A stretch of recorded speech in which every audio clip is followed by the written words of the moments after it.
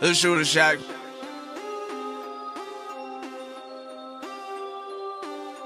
Welcome to the Shooter Shack. I shoot at like 80%. Where the hell they do that at? Where the hell they do that at? Welcome to the Shooter Shack. The Shooter Shack. I help you make your money back. Like where they do that at? I shoot 80%. Every Sunday with the kid. I'll make your money back. I shoot 80%. Every Sunday with the kid. Like what? All right, welcome back to the Shooter Shack, and as always, it's Pat Gregoire with none other than Brett McConaughey, aka The Shooter, and we've got a ton of hockey to talk about. The NHL Stanley Cup playoffs, the conference finals are set. In the West, you've got the Preds and the Ducks, and in the East, it's the Sens and the Preds. And we also have a guest today who's pretty familiar with a couple of those teams as well. Well, Patty, there's no question about it. We are joined today by Zach Boychuk. He was a first-round pick by the Carolina Hurricanes in 2008. And like you said, he spent some time with the Pittsburgh Penguins as well as the Nashville Predators. So he's going to shine a little bit of light on those two franchises for us. But before we get to that, we got to talk a little bit of NBA. We haven't been covering much of it recently, and the Toronto Raptors just being swept by the Cavaliers. I feel I got to touch on it a little bit, Patty. Yeah, no doubt, Brett. That four-game sweep at the hands of LeBron James and the Cavs certainly opens up the door and some questions for Masai Ujiri heading into this offseason. Now, do you go ahead and add a couple of pieces to this already strong core of the Toronto Raptors? I mean, they're close, but they're certainly not there yet. Or do you just blow this thing up and avoid the inevitable and get this rebuild started right now? Well, Patty, it's a great question, and I'm going to tell you right now, for the first time in a very long time, the future of the Toronto Raptors has a big question mark behind it. And the worst part about it is the Raptors came into the Eastern Conference semifinals playing some really good basketball. They won 3 straight games against the Bucks, and for the first time in the last 4 postseasons, it actually looked like they were playing up to their potential. And then boom, you have to run into LeBron James. I mean, this guy is incredible. He's almost impossible to stop, and in my opinion, he is the greatest player of all time. It's just flat out bad luck that the Raptors have to be as good as they are right now and square off against the greatest player of all time. But what can the Raptors do in the offseason to try to coexist or somehow beat the Cavaliers? In my opinion, there's probably nothing you can do. You're going to lose Lowry to the Western Conference. You'll probably sign another point guard. You could go after a guy like Paul George, a big athletic body that can defend and maybe slow LeBron down a little. But I think your best option is to go ahead and hire a hitman and take LeBron James out, because as long as he is around, the Raptors will never win an Eastern Conference title or even have a sniff at an NBA ring. Yeah, it seems this Toronto Raptors team is still pretty far away from getting a taste of an NBA championship, like you said. But in hockey, there's 4 teams right now that are getting even closer to sniffing the Lord Stanley's mug. In the East, you've got the Pittsburgh Penguins taking on the Ottawa Senators. You got the defending Stanley Cup champions with Sidney Crosby and the Pens taking on a team that didn't even make it in the playoffs last year in the Sens.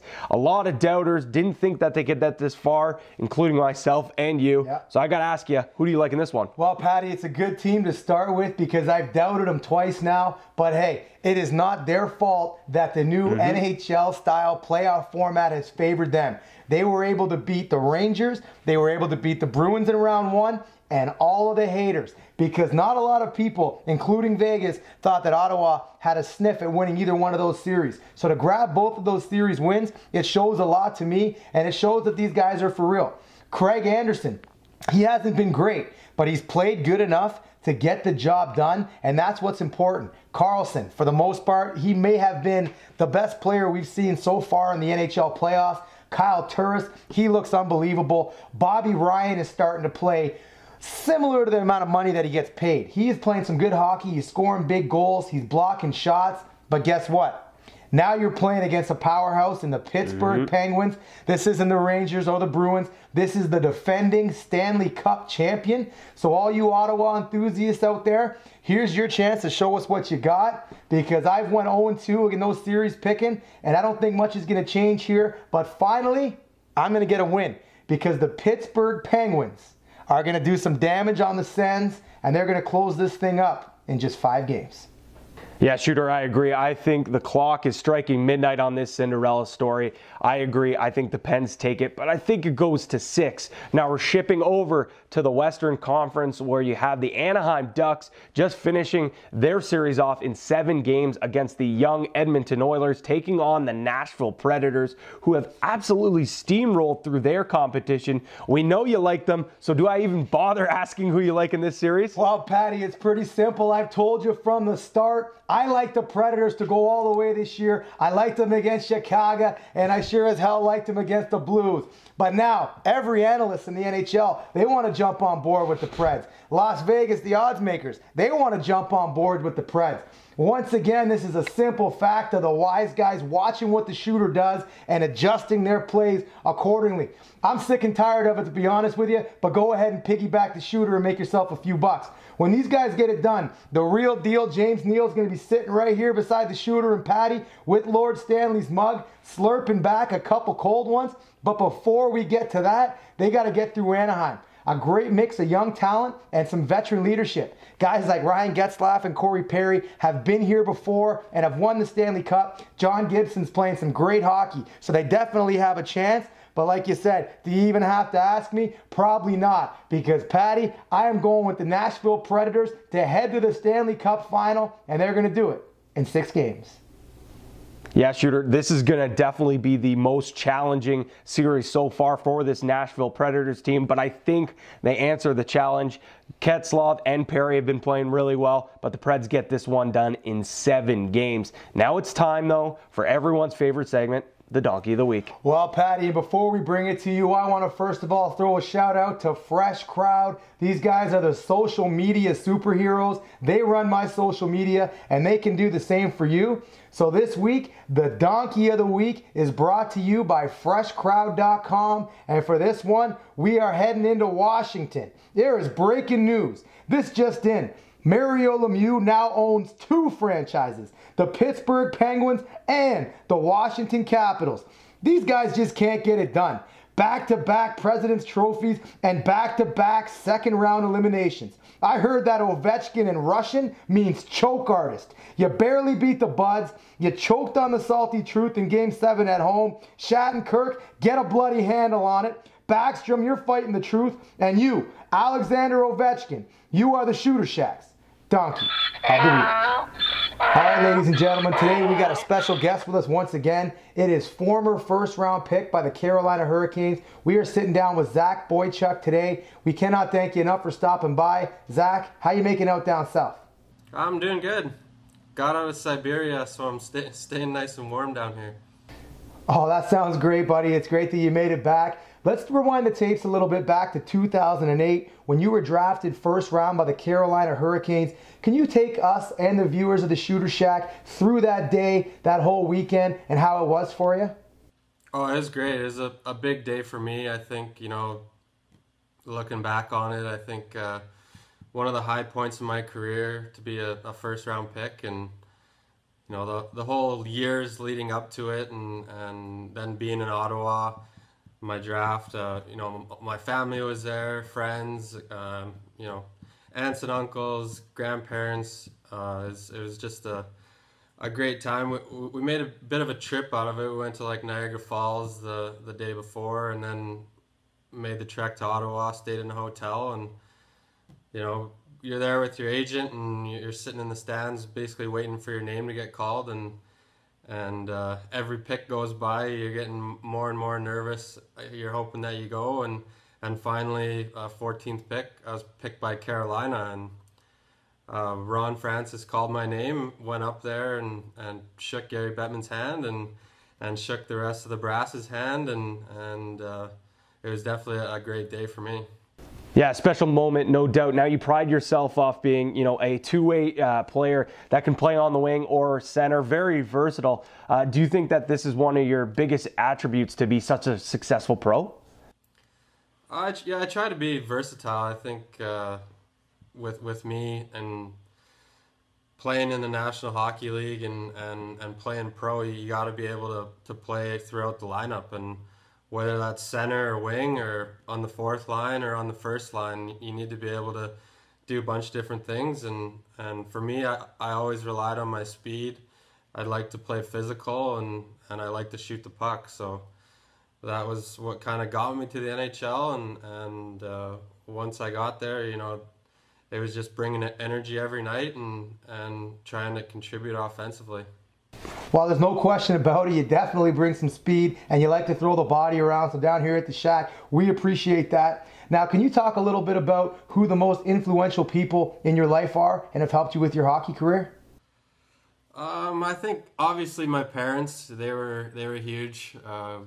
Growing up, you have, you know, my dad used to play hockey and played all the way up to the college level, and he was always big into it. So he taught me basically everything I knew when I was a young kid, and my mom, she would get me to every practice and every game, and even my stepdad at some point in my career, especially in my bantam and midget days, was driving me 45 minutes to an hour every day for practice and for games. So I think all those three are definitely the biggest. And as far as players go, I think I was always big into Wayne Gretzky, and read a lot of his books when I was a kid and watched the way he played, and definitely didn't turn out to be a player quite like he is. I think that's a little bit unrealistic, but tried to, you know, take that offensive side of the game and take it out into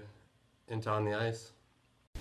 Sounds like you're a family man, Zach. Now, you've spent some time with 3 different cities in the NHL, in Carolina, Pittsburgh, and Nashville, and no doubt all 3 centers definitely bring different things to the table. What were those fan bases like? It was a big difference, actually. I think with Pittsburgh especially, that's such a big sports city.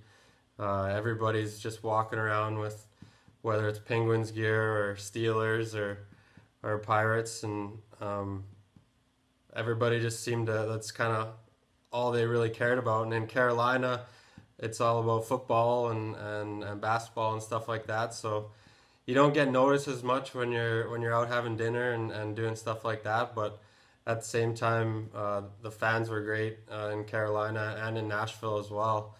A lot of people from Carolina are from up north. They're all hockey fans from being up north, and I think Carolina's really turned into a hockey market, and Nashville the same. And it seems like I think ever since Carolina won the Cup, that basically put them on the map, and there's always been a big following, and the really loyal fans are there every night, and definitely 3 great teams to play for. Well, there's no question about it. Pittsburgh and Nashville have some great markets. As we see, they're both in the Eastern and Western Conference Final. But last year you spent some time in the KHL. Can you tell our viewers a little bit about the culture change that you experienced in Russia? And can you touch on the hockey and how it compares over here to the National League? Yeah, going over to Russia was, I was a little nervous at the start, that's for sure. You hear all the horror stories, and I went straight to Siberia, so it's the coldest place on the planet is what they say, and you're kind of out in the middle of nowhere in Russia, but it was honestly great. I was really happy with how things went. I joined the team halfway through. They had already played like 30 games before I joined them. I was in Arizona for a few weeks trying out there and ended up not making the Coyotes, and joined the Sibir team halfway through their season, and I think I got there at 3 o'clock in the morning the night before a game, got about 3-4 hours of sleep, and played the next day. And talking to the coach, we needed a translator because he's from Belarus and didn't speak very much English, so he talked to the translator and asked me what position I played and where I wanted to be slotted, whether it was the left side or the right side or center or whatever, and I ended up playing right away and scored my first game and had an assist as well. So it was an interesting trip over there, that's for sure. Sounds pretty cool. Now, I know this is a busy time for you guys and your agents. Do you know where you'll be lacing up next year? Yeah, honestly, I have no idea. I've been talking with my agent a little bit, and right now it looks like overseas again. So we'll kind of see how that plays out. There's a lot of different options when you're going over there, whether it's the KHL or Switzerland or Sweden and Finland. So all basically weighing my options right now, and I think once the World Championships are done, more will tell. There's probably a lot of guys that want to go over there, especially with the potential of the Olympics being for guys who aren't in the NHL. So a lot of guys might be going to the KHL and to the Swiss League and stuff like that. So I'm basically listening to what my agent says and trying to pick the best spot. Well, Zach, we cannot thank you enough for stopping by the Shooter Shack and talking to the Shooter faithful. You're a great guy and you're one hell of a hockey player. But before we let you go, like all of our guests, we got to run you through the last minute of play. I'm going to fire some questions at you rapid style, and you got to give me a quick, short answer. If you don't want to answer it, all you got to say is pass. You good with that, buddy? All right, I'm ready. All right, and we have 60 seconds on the clock. Last minute of play with Zach Boychuk. And the 60 seconds starts now. Loudest rink in the NHL. Montreal. Toughest D to go one-on-one against. Chara. Rod Francis or Rod Brindamore? Ooh, you can't make me choose that. Francis, he's the GM. The Great One or Super Mario? Gretzky. Toughest goaltender to score on? Rene. Bud Light or Coors Light? Bud Light. Vodka or whiskey? Vodka. Most intimidating player to play against? Chara. Best center that you have faced on face-offs? Brindamore in practice. Favorite city you've ever played in? Montreal again. Instagram or Twitter? Twitter. Well, there you have it. That is the last minute of play with Chucky, a.k.a. Zach Boychuk. We cannot thank you enough for spending some time with us down here at the Shooter Shack today, Zach. And we wish you nothing but the best in the rest of your hockey career. And once again, thank you very much for joining us. Hey, no problem, guys. Thanks for having me. All right, Brett, another great episode in the books down here in the Shooter Shack. We've got a lot to talk about in the upcoming weeks. The NHL playoffs are heating up. The NBA playoffs obviously are heating up as well. And MLB really starting to kick up. Things are getting interesting with the Blue Jays. Well, there's no question about it, Patty. Hopefully the Jays pick it up. We cannot thank you enough for stopping by. All the viewers at home, this would not be possible without you guys tuning in week after week. A special shout out to Captured Films for making this happen. And before we let you guys go, here's a word from our sponsors. Well, Shooter, there's no doubt we've got the best sponsors in the league down here at the Shooter Shack. And I heard we now have a new member on our team. Well, you're right, Patty, we do. OTM Sports is now live. The world's very first verified social networking site for the hockey's elite. And it's free to become a member. OTM, it's a game changer. In the hockey industry, imagine having an online platform like Facebook, LinkedIn, but it's just for the hockey people. It allows players to stay connected, find playing jobs all over the world. And I'm calling you guys out. Players, coaches, management, agent, scouts. If you guys don't have an account on OTM, you must not be that serious about your career. Hey, Patty, I just wish I had these networking opportunities when I played. Iron Mike Keenan, he is on board with OTM. And why don't you guys head to the new website and check out what Mike Keenan had to say. That is otmsm.com. Check it out, and don't forget to sign up for your account today. Now, Shooter, as you know, hockey players losing jibs all the time. One of my buddies actually just lost one of his chiclets, so I've got to ask you, is there someone you know that can help him out? Well, as a matter of fact, Patty, there is. Dr. Jay Petroff at Maple Ridge Dental. He is the top dentist in Ontario. You call the number on the bottom of the screen and book an appointment today. And if you want to have a smile like the Shooter, make sure you go see Dr. J. Now, Shooter, I've been thinking about selling my house. Do you know anyone who can help me out? Well, as a matter of fact, Patty, I sure do. When looking to buy or sell, call Liz and Mel. Liz McKinnon and Melanie Schott with Remax Rouge River are here for all your buying and selling needs. Mention the name Shooter for free staging when selling your home. Hey, that's a $2,500 discount right here from Uncle Shooter. But give them a call today at 289-314-9110 and visit their website at lizandmel.com.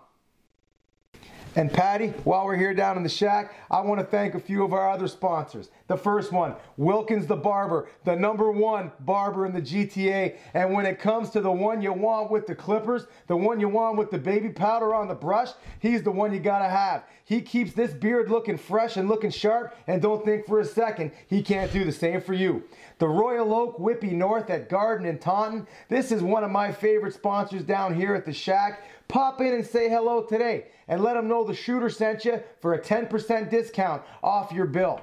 MyCustomSportsChair.com, a wonderful product. Custom sports chairs, they're great gifts for anybody of all ages. Go ahead to mycustomsportschairs.ca and put an order in and use the promo code SHOOTER for free shipping anywhere in North America. How about our friends over at JC Storage Solutions? They've always solved all your storage needs. They supply, deliver, install, and engineer all industrial pallet racking and steel shelving systems. Give them a shout today at 416-565-1196. Have you been charged with a criminal offense or a DUI? Perhaps you got a pass that you would like a pardon for. Well, HW Legal Support Services can help. Give them a shout today for a free consultation at 647-460-3722.